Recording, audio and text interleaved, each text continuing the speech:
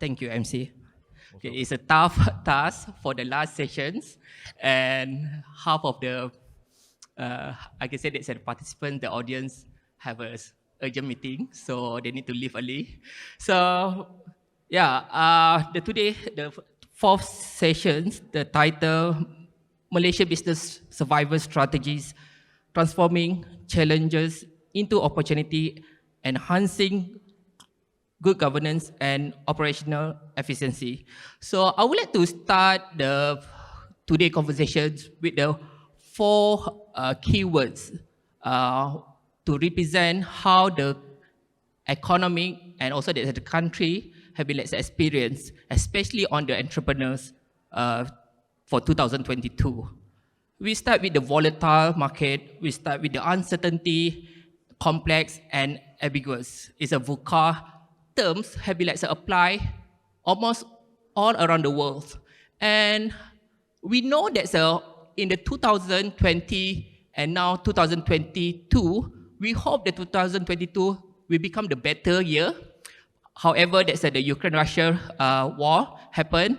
And what needs for the businesses to survive in order to provide a job opportunity, provide all the income to all the employees, and what we need to change or what we need to transform in our business. So I will start with the question at the first, a very general question to all the gentlemen here.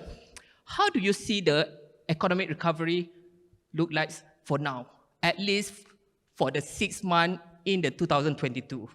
Maybe Datuk first.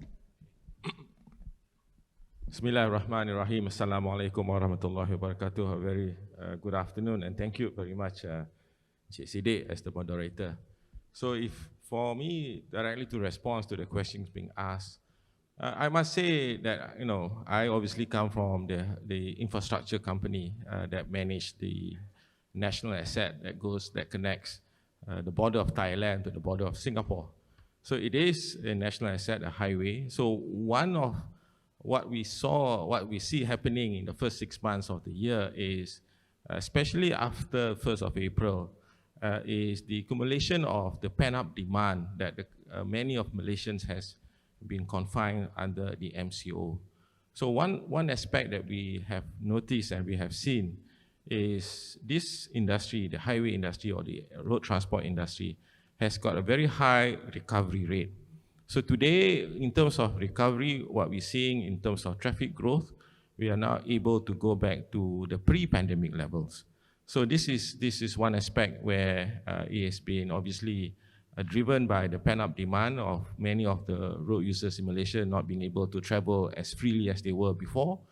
And therefore, the festive has taken place in most recent times and the school holidays period. And that certainly we're seeing, reflecting in the way how traffic growth has happened in this particular industry. But as you probably notice, with more traffic on the road, congestion certainly happens. And I think to us in Plus, one other aspect that we are also concerned is also about the well-being of our road user itself. We start seeing, elements of so-called road rage coming on the highway, potential suicide attempts happening along the Penang Bridge. Those are areas where we are obviously concerned. And that certainly is a reflection that perhaps not just about the upside, but it's also headwinds that certainly we want to be able to manage. And we want to make sure that whoever utilize the highway, they must feel safe. There are parties looking at and making sure that we can try to do as much as possible intervention and stop it from happening. Yeah. How about you, Kenneth? Hi, my name is Kenneth. I'm from Phoenix Asia Academy. I think to answer your questions, the last 6 months, we have been trained up ourselves, to be more positive during the pandemic. Because the key to survive during the pandemic is to always stay positive for every entrepreneur. This is the first test. So when the first 6 months, when the government or the country reopened, I think we have been very happy and delightful to receive, because in the pandemic, my business has affected 80%, which is the business drop 80%. But we able to transform before the crisis happened, because we have MCO1, MCO2, MCO3. So the impact on my business is dropped within 10 months for 80%, but I have successfully converted our business into online, because I'm in education, so all our on face-to-face class have to turn into online. And then the investment into our infrastructures like hostels and so on is all totally lost. So we're able to transform and we can become better, because the only thing key to stay on is your courage and positive mindset. So when the moment the 6 months when it reopen, well, if you have survived the last 2 years, I think this is better. Maintain optimistic. Not just maintain optimistic, but you are preparing, because we have always predict what will happen in the next 6 months, what will happen in the next 1 year in our business. So that's why we get prepared. So we transform everything into online and offline, which is now hybrid together, which is this is what we feel very positive. Shaun, it's an extent for my questions. Yes, what we see on the, let's say, recovery, but you the one who are engaged more with the entrepreneur, and how the entrepreneur feedback to you on the 2022. We know about the supply chain, we know about the, let's say, the inflation. So what the most common feedback that you hear, and how do you see in the next 6 months? Okay, you can hear me, all right? Just to give you a perspective, before we announce the opening up of the economy, just imagine this is a race course. These are the gates, the starting gates. All the horses are all primed to get out of the gate and move. Okay, the moment the gate opens, it's a big rush, the pent-up demand and stuff like that. Okay, so in terms of, I think my SME colleague somewhere here might not like what I say. There's two types. I represent the international chamber, and it is mainly MNCs, multinationals, and then we have the SMEs. Yeah, okay. Now, for the MNCs, they traditionally already have handled all this. In fact, they were all prepared way before even the pandemic started. When the China-US trade war started, we all already done that. As for the SMEs, do not look down on them. They're the most resilient of businesses because they're smaller, and the business owner-operated, they are very quick in pivoting and they can adapt, all right? So now, when you talk about what's next, of course, the pent-up demand, there's a huge amount of economic activity. I would say that you will see this wave to continue for at least a year, okay? And what is the challenge is the road bumps. And this is what we've been telling the government since day one of the MCO. Prepare for the pent-up demand, the economic activities. Biggest challenge here is workers, all right? You have the economy, the tourism industry opening, not enough people to clean rooms, make your beds, yeah? F&B outlets, not enough waiters. Production, I can tell you some of my members, they have to push back orders because they couldn't get enough workers to do so. Components, those kind of stuff. So that's the challenge, but as I say, SMEs are pretty robust, they're resilient, they have survived 2 years, and they're still here.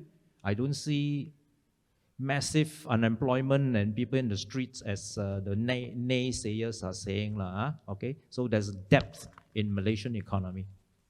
Okay, now is a move to our main topic for the today. That's are we going to split into the two areas, one on the public policy and the second one on the business agility. So can I understand that you are from the education industry, and we know that in the 12 Malaysian plans, government still aim to become the high level, that's a high technical, and also that's a try to attract more professionals to come in.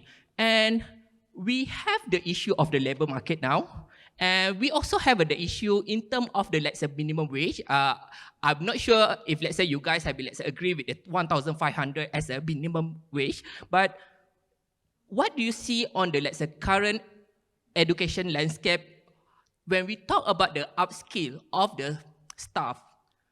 We always mention to the employers, you need to send your employee, go for the, let's say, digitalization, go for the, let's say, technology.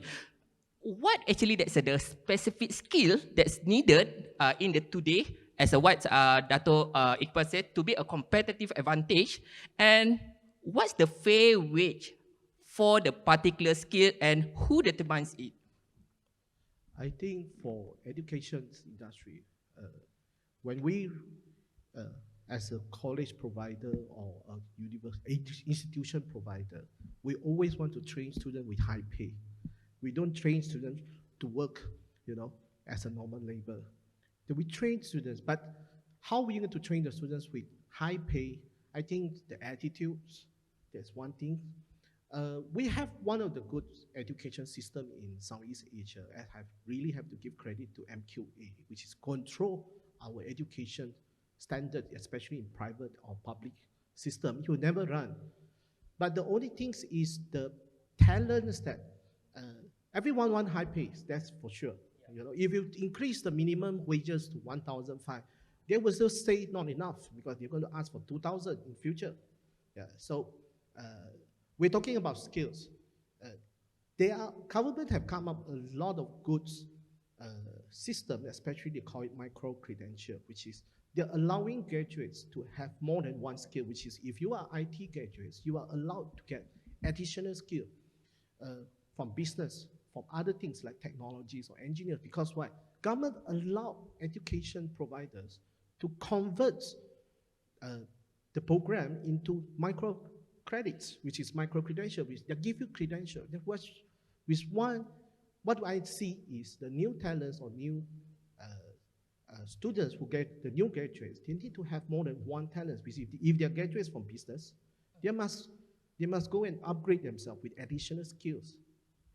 That's how to sustain. But the most important is the attitude, because at the moment nowadays, the students, when they want to join, they ask for high pay, definitely. But they don't know whether they have suited for the jobs or not. Secondly, if we want to solve the low labor problems, I think that we're thinking about how are we going to train more. You have to get outsiders, that's for sure. But the locals, you never go and train students to ask them, you go in to work as a petrol station. That's not going to be, it's not going to happen, Definitely there are something, you got to train high-tech people, you're going to train people with skills, people with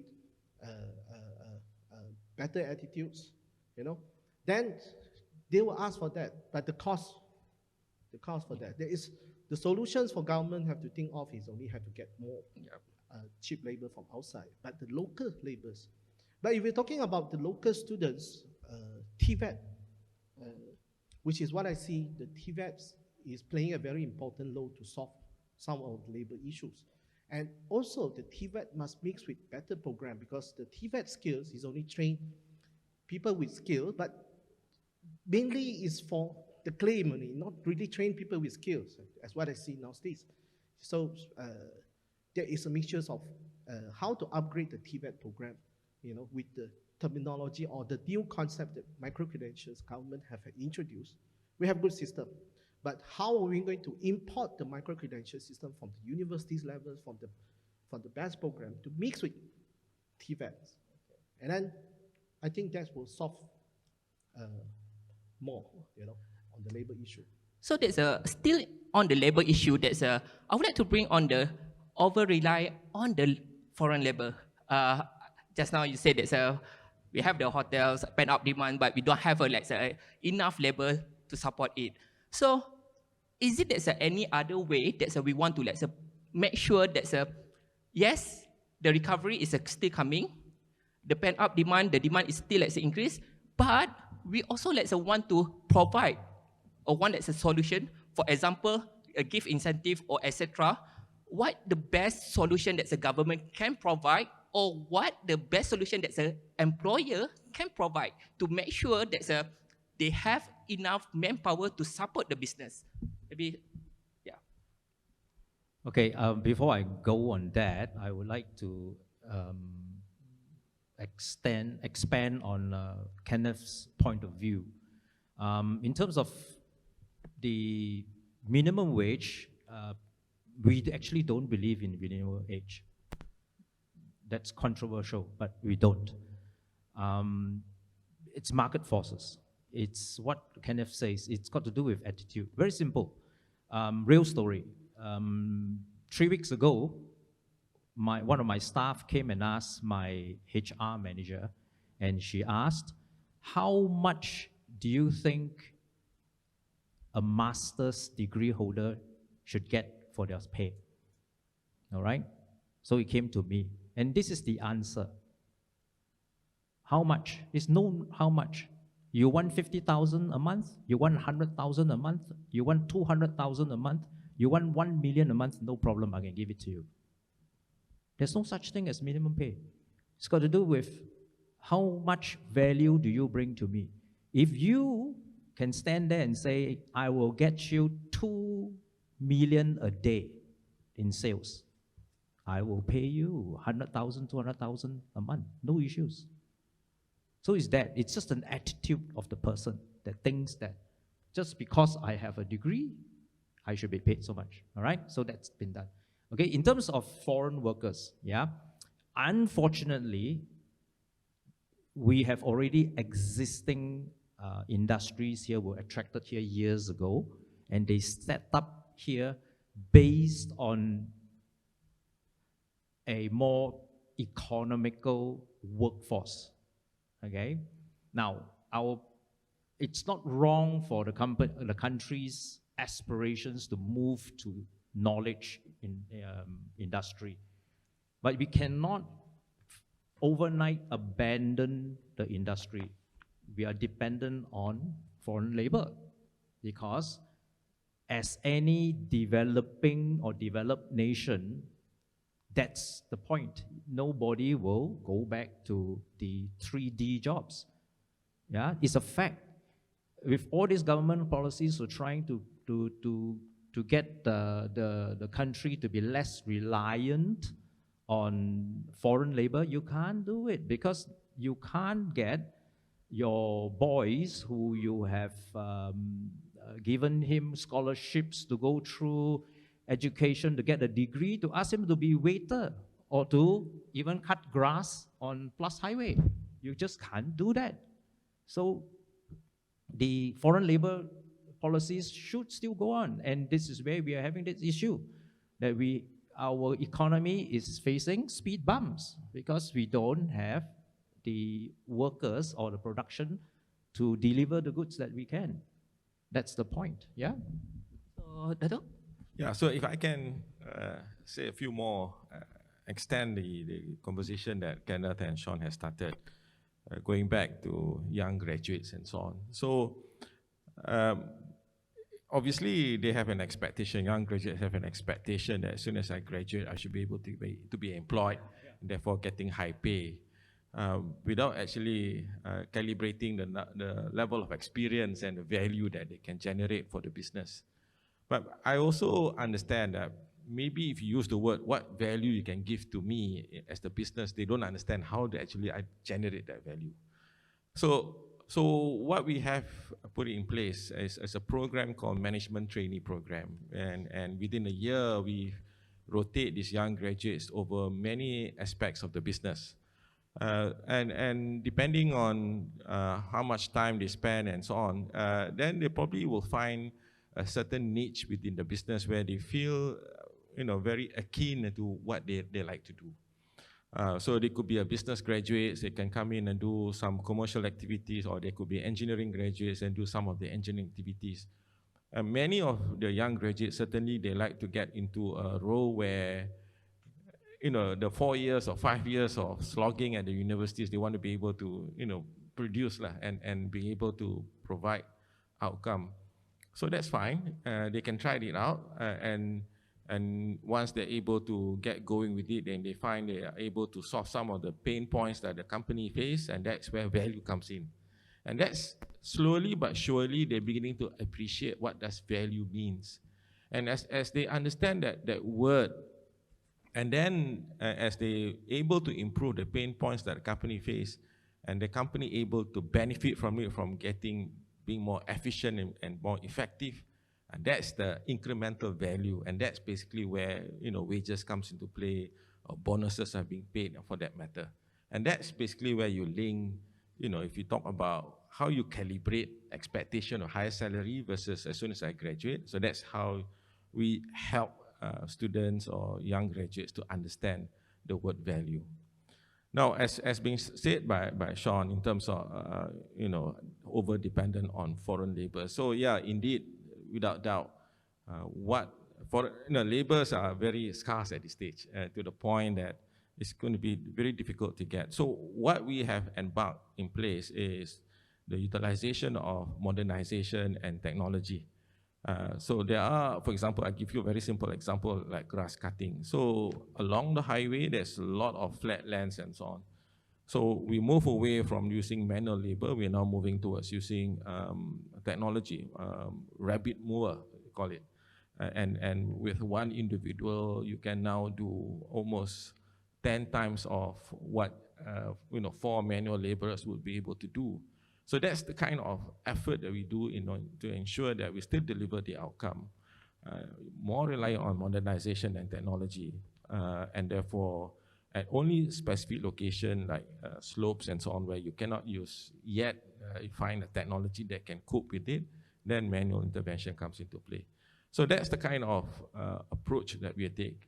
So more importantly, in all of these circumstances, the key point is about how you be self-reliant and how you make sure that you adjust your strategies to make sure that you can continue to do what you need to do without additional costs and so on. At the end of the day, logic comes into play. If you want your business to be sustainable, mau tak mau, you're going to have to make sure your finances or the bottom line, the balances must be there.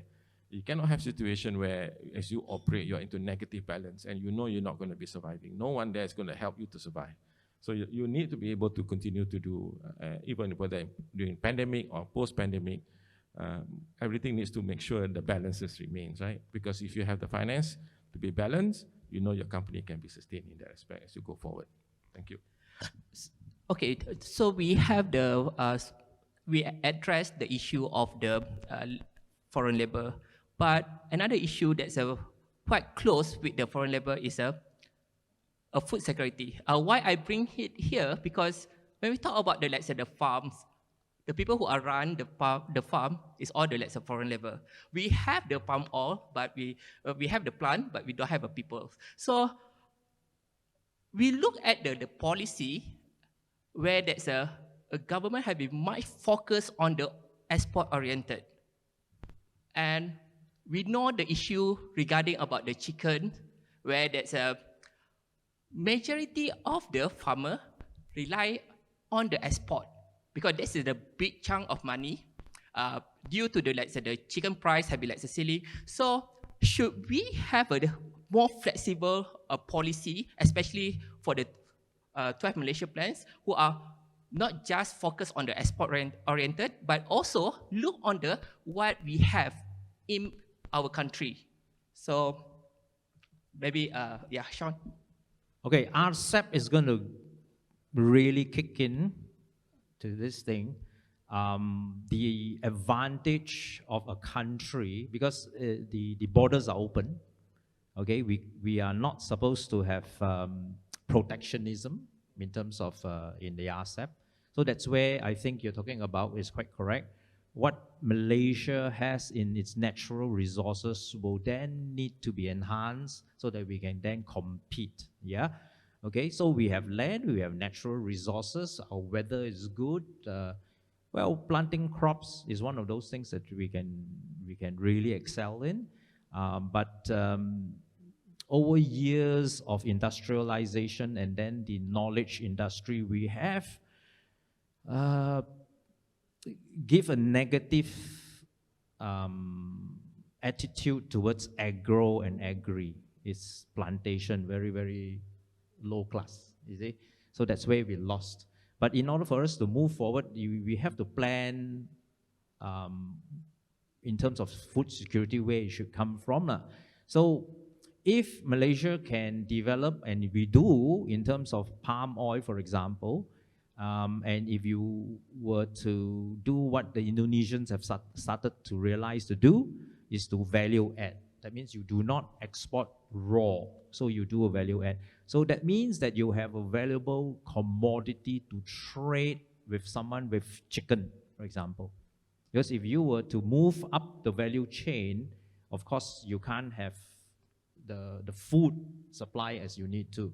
So you need to develop something which other people will trade with you to give you the chicken, okay? Give you an example, Singapore has got no resources, no land for farming, but they have invested heavily in Indonesia, large tracts of land, labor, so that they can continue supplying them with food, not to also discount Malaysia. So these are the policies that they can do. Yeah, okay.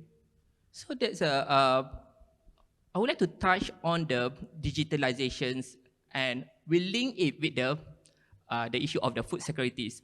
Are we, let's say, too ambitious to just let's say look on the high tech to solve the issue, while we have the a very logic or very rational solution to solve the food security? For example, instead of the you just looking for the externality, for example, the technology from the all the other industry or other country, we just rely on the local farmer to develop their sustainable chain. Like for example, how they're going to link with the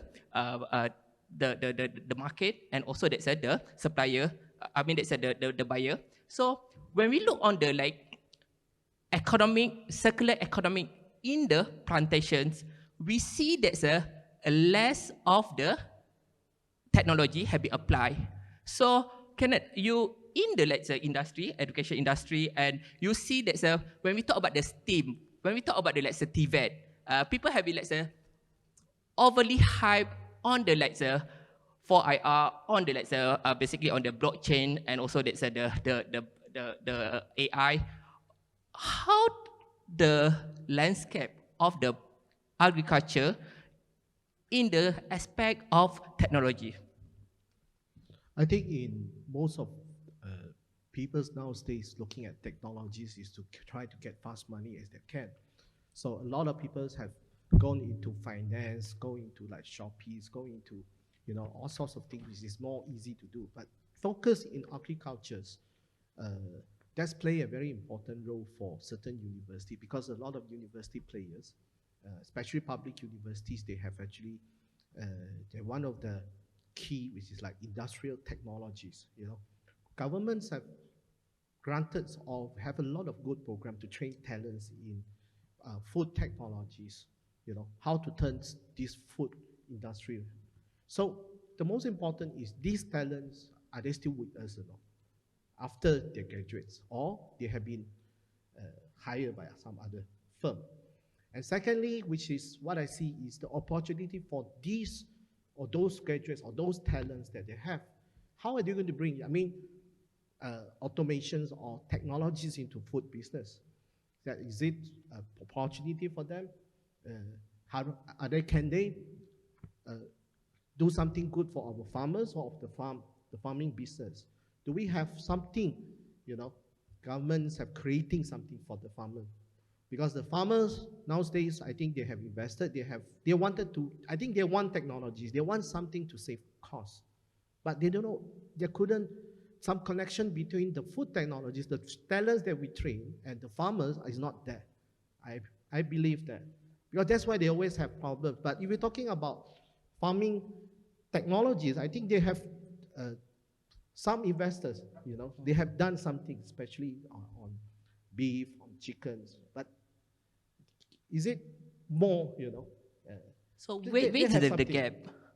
Well, I think government need to train more, which is the farmers need to have more of these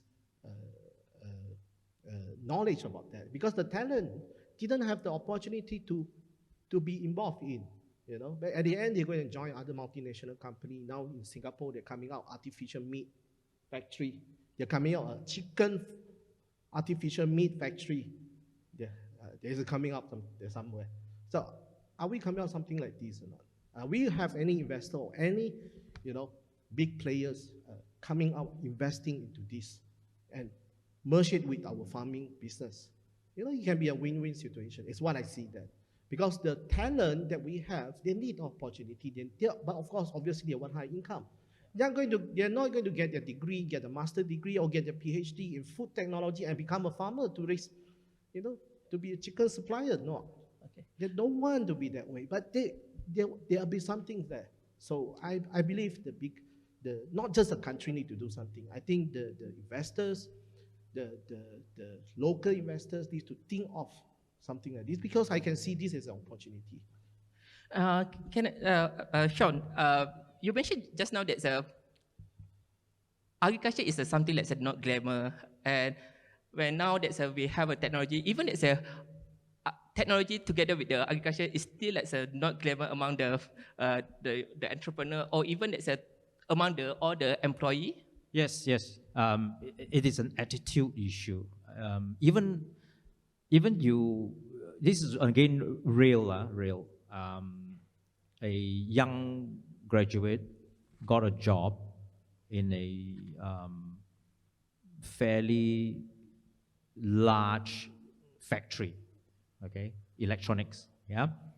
So he comes back home and he talks with his friends and his relatives, and the relatives ask, mana kerja? He say, with Flextronics or whatever it is. Oh, kerja kilang ah. So still a negative connotation. Whatever, you can be sexy enough to have AI or robotics or whatever it is. It's just still this. I still have to be in the sun, and people ask, where do you work? I don't work for Shell or something like that. You know, then it's just this negative connotations. Yeah. So this is still something which needs to change in the head. Okay, Datuk. Yeah, so I think we talk a lot about food security, and we talk about what changes needs to happen. But before we move there, perhaps it's also worthwhile to look at what has transpired to the country over the last 2 years in the pandemic, and how have we able to overcome it to where we are today? The fact that we are able to open the border, certainly we have achieved many things lah. And I think one thing that has done well, all of us are involved, because when we had COVID pandemic, when we have a lockdown, all of us are impacted. And all of us understand there is a clear and present danger. And that danger is we don't want to be confined, we are concerned about COVID, but all of us wants to get out from that particular situation in a safe manner. But all of us also understand that all these are new, there is no textbook solution to it, and everyone's prepared to learn and get going with it. So the government took a bit of a step and share in terms of their plans, their progress, as well as their pitfalls. And sharing the pitfalls is basically for the purpose of learning. So I think to some extent, there's many people who sign up to it. There's a lot of, we achieve very high inoculation rate, injection rate. So therefore, we are able to open the economy to where we are today. So if you were to apply the same approach to food security, and more importantly, the more present one is the chicken supply, right? So we, there are a lot of chicken eaters here in this particular room. So all these are things that impacted all of us as well. So it may not be as transparent, as clear and present danger as the COVID situation. But therefore, the solution that we need to be able to put in place must be a solution that's all-encompassing. And we also have a role to play, not just the government to some extent. Okay. So clearly, what we really need is everyone must be aligned to the outcome that we want. So that into what we want is, a stable supply of chicken. We want the price to be reasonable and so on. So then we need to go make sure that in the ecosystem, in the supply chain, there are parties who needs to play their role And they definitely have to play their role aligned to what the outcome should be. And there has to be pressure group if the event, certain parties are not playing within what they need to achieve. Yes, of course, you do the exposure and make sure that they are, they toe the line in that respect. So while we look at other country in making sure how they get the productivity yield improve, using technology to improve, for example, chicken feed or the production of chicken to farming. Those are obviously things that we now need to do on a continuous basis. Now, what's important for each and every one of us, either individually or even as an organization, is an attitude of wanting to have continuous learning, continuous improvement. And that is an important step. And when we look at other countries in terms of what they have achieved, we look it from the purpose of what else can we do in order for us to emulate them. Either we emulate them or they can come to us to learn from us. I think that's the kind of approach we now need to always take, is how do we continuously improve the way how we do things and move away from the mantra, this is the way I've been doing all the while and this must be the right way. I think that's the approach we need to take. Thank you, Datuk. Before I move to the second topic, which is on the business agility, for the audience, if you have a questions, you can just come to the nearest mic and just mention your name and provide the questions. So the second area for this session is on the business agility, where there's during the pandemic and until now, the term of the sustainability is much discussed, regardless that you are the small, medium enterprise or large corporations. And in Malaysia, we are more focused so much on the environment instead of the social and governance.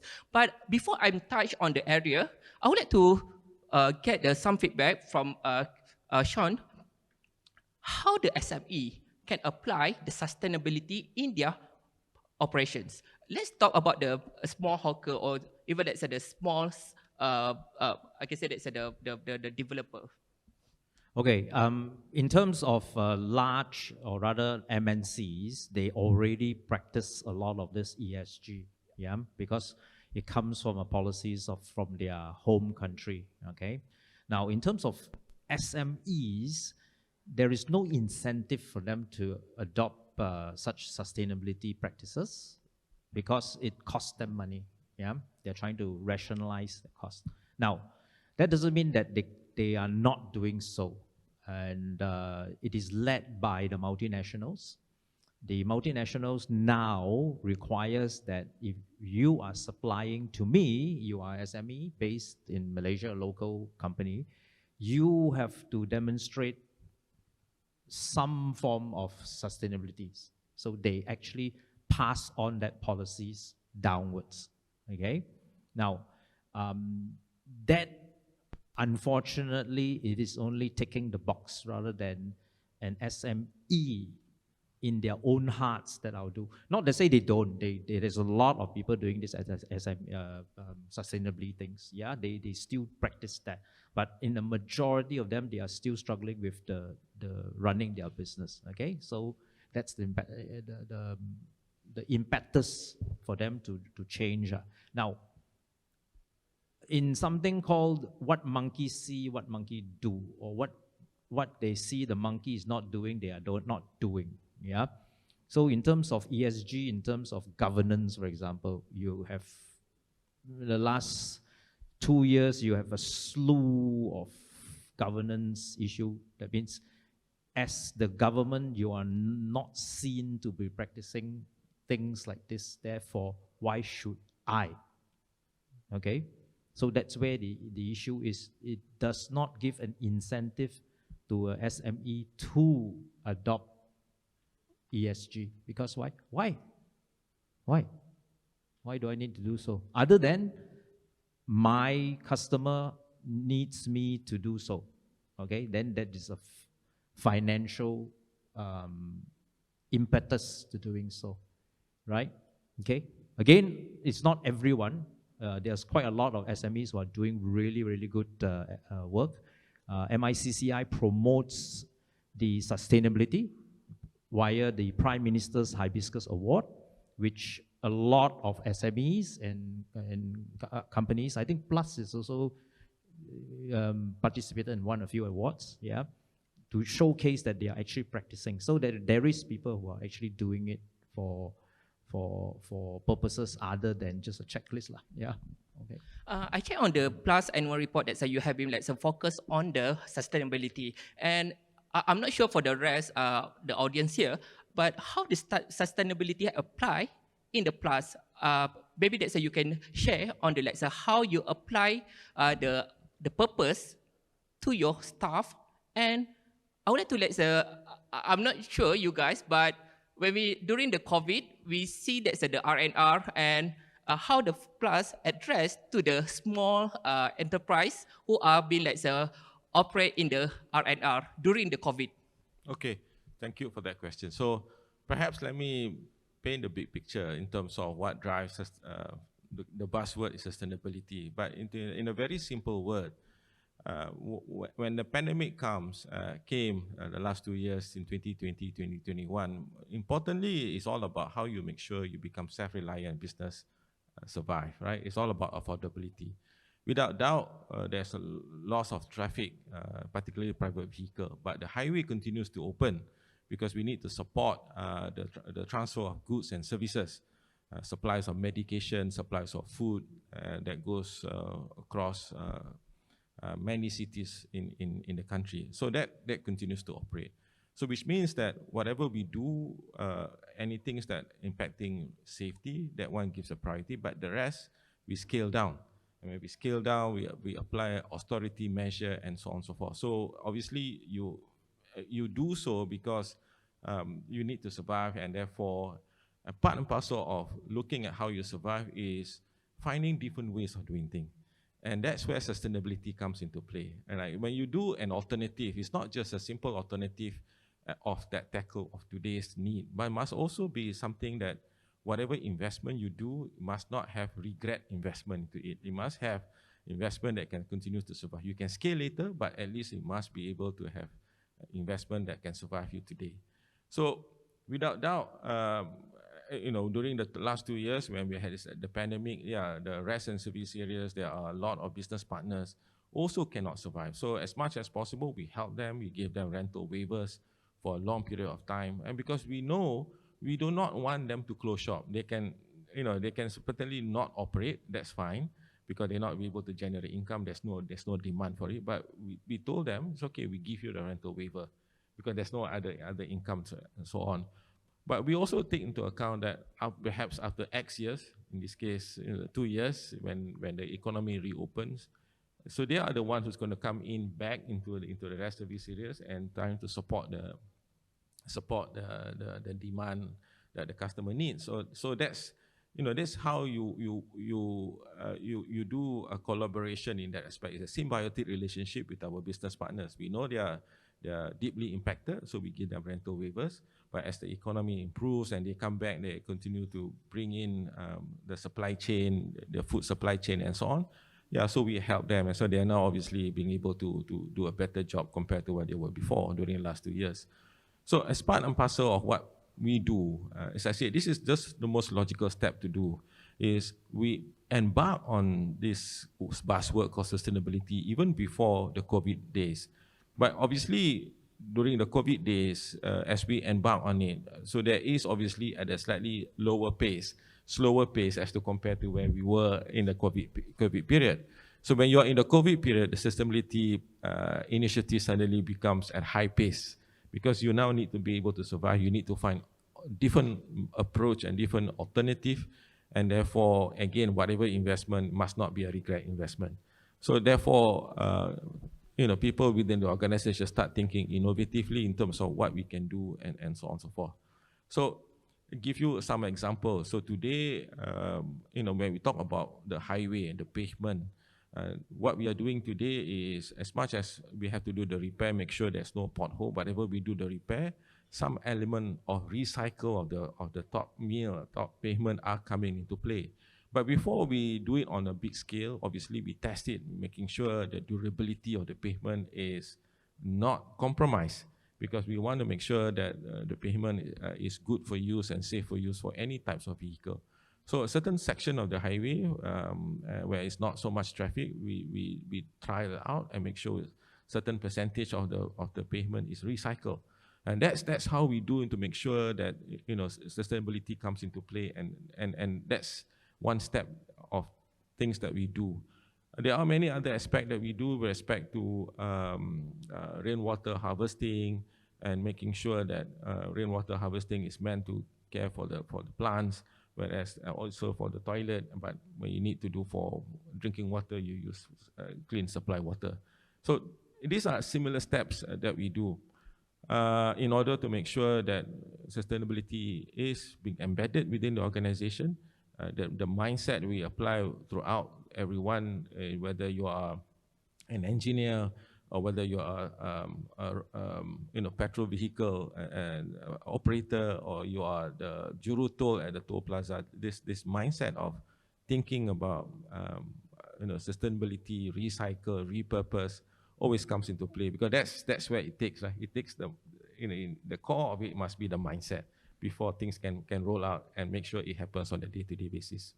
Okay, we talk about the sustainability, and there are three areas that people always use to refer to the sustainability: environment, social, and governance. And for the Malaysia situations currently, which one we need to focus? I mean, the entrepreneur need to focus. Is it more on the social or governance, or is it still follow the flow of the global where there's a focus on the environment? Maybe that's yeah, Kenneth, you. Well, for my understanding of sustainability is surviving.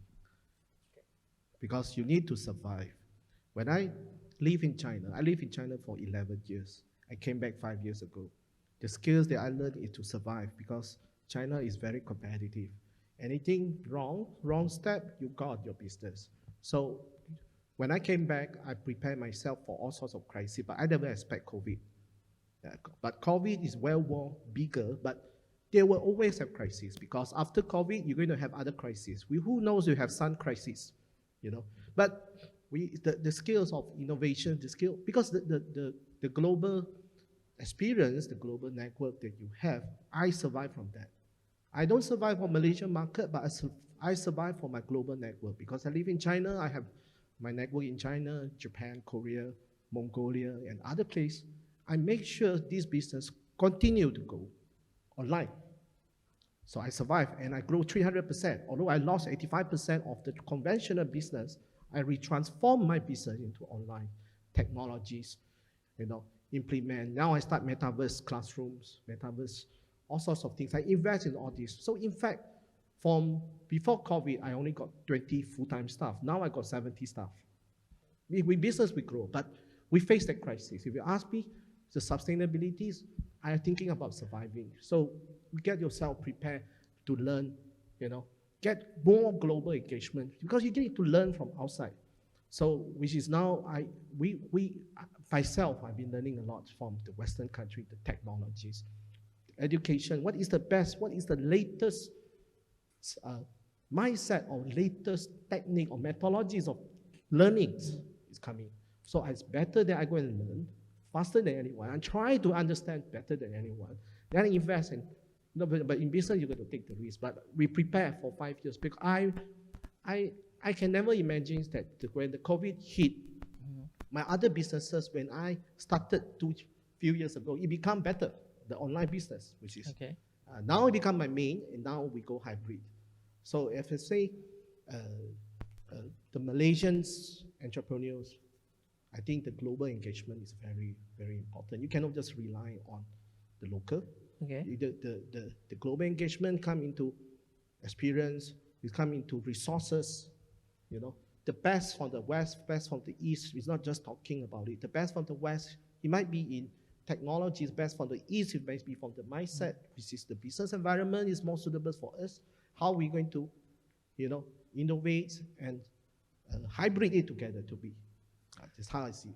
Okay, so that's your view that sustainability is equal to the survival. So it's meaning that it's covered for all the three, regardless that you want to focus on the environment, social, or governance. Shaun, that's what you view. Which one that's Malaysia business need to focus more? I would want to start with a very snide cynicism. Do you know that the last 2 years with the pandemic have destroyed decades of environmental advocacy in terms of single-use plastics and those things that you're wearing on your face now? I'm sure Datuk Azman's cleaners and his roadside people are collecting a lot of face masks. It's totally destroyed that movement in terms of plastics, single-use plastics. Look at the number of, when you started to order online with your Grab food and stuff like that, it all comes with the single-use plastics. Yeah. Okay, coming back to the E, S, and G, which is takes precedent. In my opinion, G is fundamental. Without G, forget about E, forget about S. Okay, you may have the best E, you can have the best S. If there's no G, that's it. That is the thing. You need G. G will ensure there is good E and there's good S. And that's what I'm just saying. That's why as a general DNA in our membership, especially the MNCs, we practice very good ethical business. And that's why we also promote something called the ethical business recognition. So we want to recognize, very few recognition is done. There's a lot of government agencies talking about governance integrity, but that's only for the public sector integrity, public sector enforcement. But very few are recognizing businesses that actually practices very good ethical business. Ethical business does not only mean G, like Datuk Azman, you do a lot of the CSR work, you help your ecosystem. Those are the S, okay? So there's a lot of, it's about time for the private sector to stand up and show the government that, hey, we continue to practice the good ESGs, and so should you. So if I can add a bit more to what Shaun has said, and I do concur with what he's advocating, the fact that G is very important. Now, G is where integrity of the organization comes into play, and integrity is not just by word, but also must be by practice. So, give you one example. What we have now in place in PLUS is a biannual declaration by each and every staff of conflict of interest. So whether you have any conflict or not, perceived or actual, you declare. If there's none, that's okay. Just declare there's none. And we are able to do this via online. So each and every one, either to your mobile phone or to your laptop, you declare. And we do it as a mandatory item now today. So that's just one example. Another example where we practice G governance is gift and hospitality.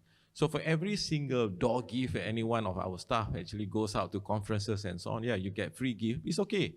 Declare that. So the point is all about, putting into practice the advocacy about declaring what you get as gift and hospitality, and eventually that's where you build the credibility. So absolutely, if once you have a strong G, and when you advocate for the E and also you advocate for the S, it becomes credible. Because people know that behind it, there's a very credible organization that goes with it. Thank you. Okay. So how we can see that's a technology that can support us to secure the sustainable future? I mean, that's it's not specifically on the environment, but also that's on the business. I think the lifestyles have changed after the COVID because people have really get used to online shoppings, online lifestyle, online payments, all sorts of online. But of course, hybrid, what I see is something the new business have come into. So the technologies, as the moment now we are into transformation into 5G. Although some area people try to comment as a 3.5G, but it's still 5G is coming in. The 5G has changed the environment, just like all sorts of certain conventional business, not all the business, but certain conventional business, like metaverse, as I say that, newspapers, how do they survive? Because more people go into social media. Now, how the newspapers survive? Because they're not going to sell 1 ringgit 50 cents, 1 ringgit 80 cents newspaper to survive. They have to think of other new idea because now this is how the technologies come in. And If they just rely on social media, it's not going to survive as well because the advertisements, it's not to sustain them. So that's why the few things, what I see is technologies come in. Metaverse have changed certain landscapes of business. People may thinking about metaverse in shopping. Now, not just online shopping, metaverse shopping, but because the 5G environment, you're going to change certain things. You're going to have metaverse tourism because people may not want to travel.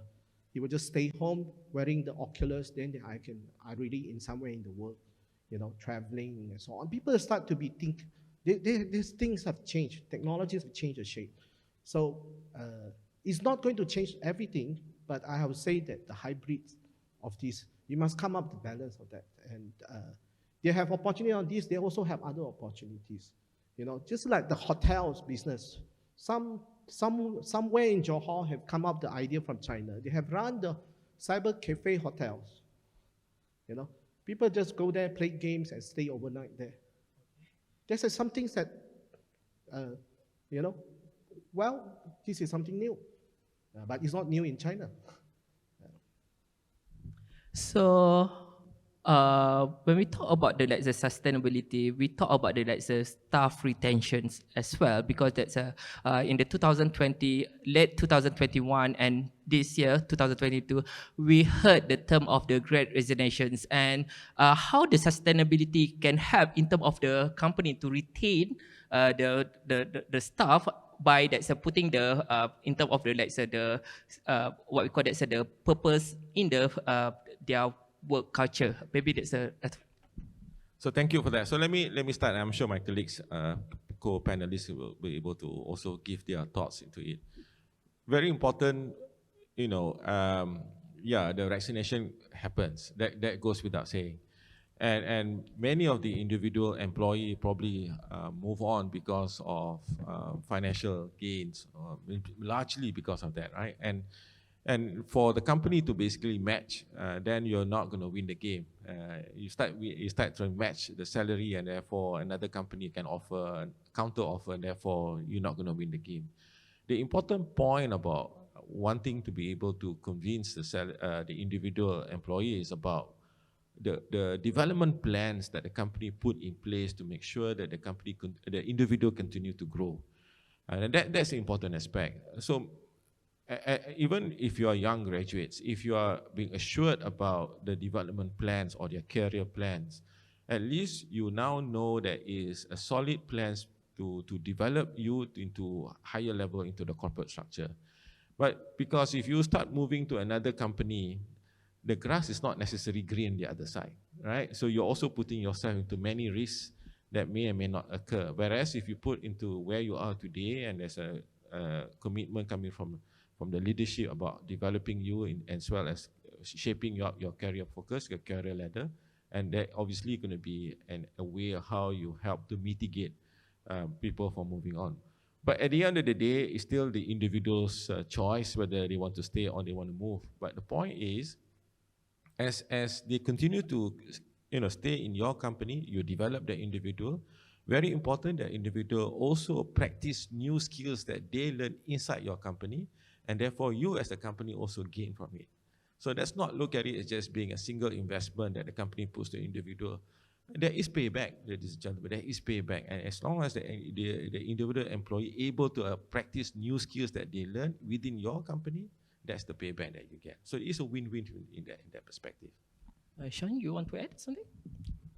No, I'm just thinking through how the sustainability can be used as branding, all right? I told you that the reason a person wanting to be employed based on a company name. So instead of, I may get a high position in Limafuk Sendirian Berhad or a lower position in Shell Berhad. So wow, glamour name, right? So in terms of sustainability, maybe Limafuk Sendirian Berhad is a champion in, some cleaning of rivers and stuff like that, and then the branding goes out and everyone knows about Limafuk, the #1 guy in cleaning up Sungai Klang, So then maybe then it becomes glamorized. And that's where then the attracts and retention of employees. That's the thing that I can think of, that where sustainability is compelling. Then the persona of the people will then be gravitating towards such sustainability programs.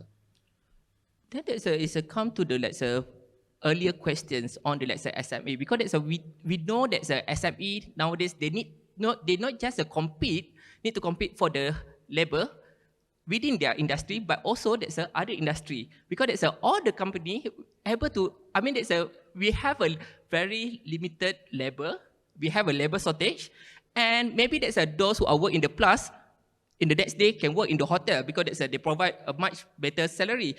Do you see that the sustainability is become a very crucial thing to retain your employee? I mean, that's the staff retention. So I think what's important in this new environment is a more flexi way of employment, right? I think that's important, especially if you are in the IT industry. If you talk about the IT graduates today, they don't want to be confined to a 9 to 5 kind of a job. They want to be able to say, look, I'm here, I do a specific project, I deliver this project, I learn new skills as I deliver the project. Yeah, you pay me because what I've delivered for you, then thereafter I want to move on to something else. So I think those are a new way of how you do employment for this kind of graduates. And that's a win-win in for you as a company, also for the individual. So these are new ways of how you should be looking at it, and I think to some extent many companies are still grappling and trying to see how to make sure that there's internal equity in this perspective. You want to make sure that the other employee are saying, look, am I being fairly paid doing 8 to 5 versus this individual doing a project job, and therefore how do you make sure that the job is paid fairly? So those are challenges that you are facing, but today we are also, even in Plus, we are opening up our ways of how do we employ, especially IT graduates, technology graduates, whereby 9 to 5 job or employment contract now doesn't fit into them at all. Yeah, so those are some of the things that we're looking at this stage. Before I conclude the session, any question from the online audience? No. Okay, because the time is 4:42. My last questions to all of the panelists: what are the 3 most important things for the business to think about and plan when they decide what to do next? I think it's a tough question. Yeah, maybe. Kenneth, you want to start? Okay. 3 most important things. First, for every entrepreneurs or SME must think of is surviving skill for being the first things.